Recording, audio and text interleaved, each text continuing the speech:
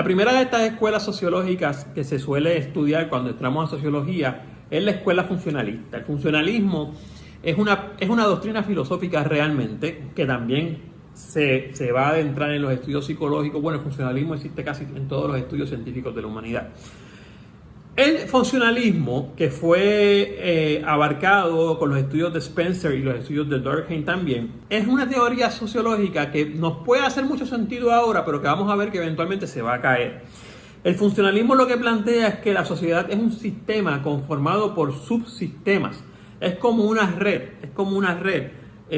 donde cada una de esas estructuras del sistema grande, o sea, economía, familia, educación, seguridad, salud, las finanzas, o sea, cada una de esas estructuras conforma un sistema grande que llamamos sociedad. Entonces, es bien importante que Spencer, que fue uno de los propulsores de esta teoría, decía que las sociedades son como organismos vivos, que las estructuras funcionan entre sí. Fíjense la intención de aplicar el entendimiento científico, el entendimiento biológico sobre todo, a esta cuestión del estudio de las sociedades. O sea, hay una intención de convertir a una sociedad en una máquina, porque es la forma correcta de verlo si tú estás en el pensamiento científico.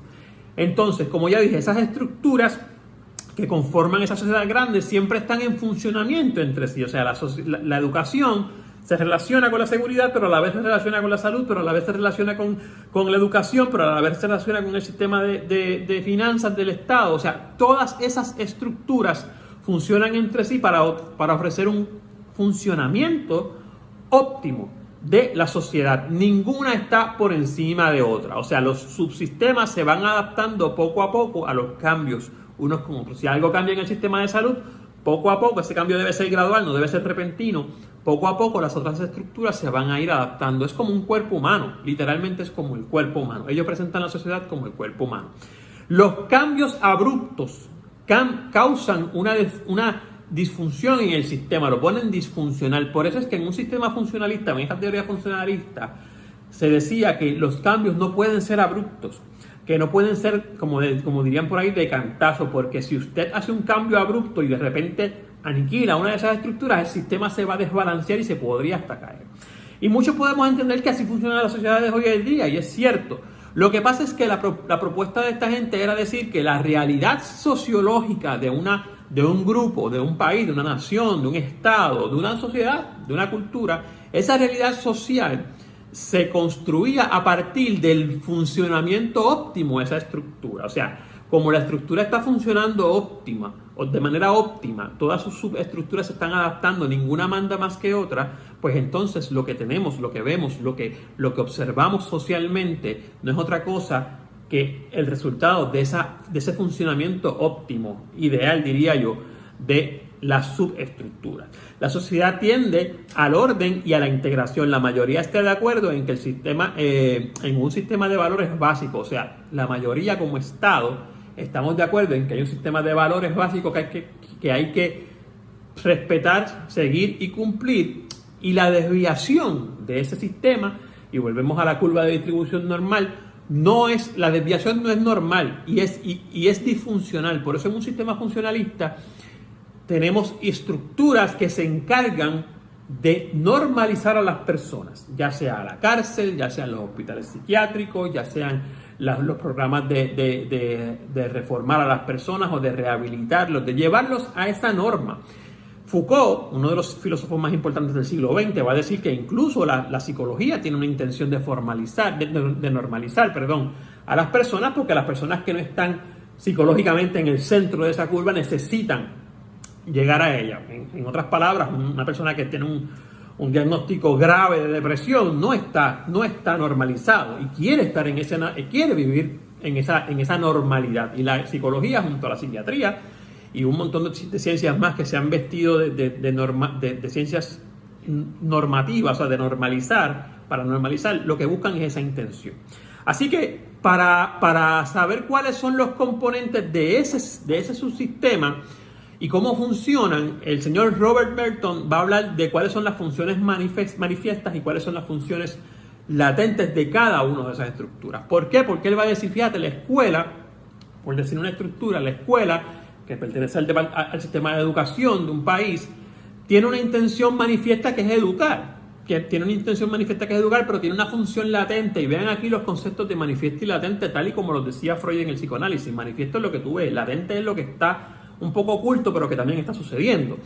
En ese sentido, la escuela, la función manifiesta es educar, pero latente es la de mantener al niño, básicamente cuidándolo durante 8 horas. O sea, hay 2 funciones o más en cada sistema, ¿ok? En el caso de la cárcel, hay una función que es privar, este es un ejemplo que yo doy mucho en las clases, privar a esas personas de la libertad, porque realmente la intención es que se les cohíba o se les corte la libertad para que no estén en la sociedad, o sea, para que no puedan seguir cometiendo o delinquiendo o cometiendo crímenes, rompiendo la ley. Pero hay una función latente, podríamos decir, que es de que pueda exculpar una pena.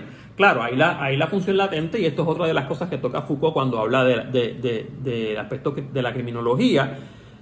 Realmente una persona cumpliendo 50 años preso puede equiparar el crimen de matar a otra persona, digamos, o 99 años preso, o sea, o de robar. O sea, una cosa pesa lo mismo que la otra. Eso es un debate que podemos tocar en otro momento. No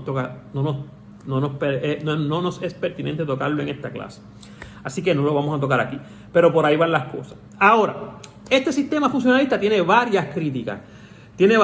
Primero, se le critica porque es muy conservador. Busca siempre conservar el sistema. Y obviamente sabemos que en toda sociedad moderna hay una clase que está por encima, que casi siempre es la clase conservadora, que no permite ningún tipo de cambio abrupto. Y esas clases casi siempre están conformadas por las élites. En el caso de la otra crítica, también se le dice que trata de mantener un status quo y no permite el cambio de esa estructura, y que por eso muchas veces se puede quedar en desventaja frente a otros países. Lo determinan como abstracto porque hablan de estructuras, hablan de funcionamiento como el cuerpo humano, pero son elementos abstractos, no entran en la médula de ver y entonces qué realmente es un sistema de educación.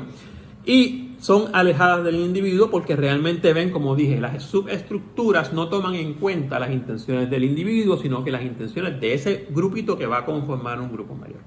Realmente la teoría funcionalista dentro de la sociología ya no es muy utilizada porque la misma historia nos ha dejado ver que las sociedades no funcionan en un orden entre sí. Las sociedades, muy por el contrario, rompen ese orden, están llevadas a romper ese orden. Eso es una de las cosas que va a proponer la próxima escuela sociológica, aunque no del todo, que tampoco va a ser aceptada por todo el mundo, pero va a proponer que este funcionamiento óptimo, tranquilo, no muy abrupto, realmente no es correcto, y que la realidad social no se construye desde ese funcionamiento óptimo. Se construye precisamente desde los conflictos que se crean en esa sociedad. Eso lo vamos a ver en la próxima clase.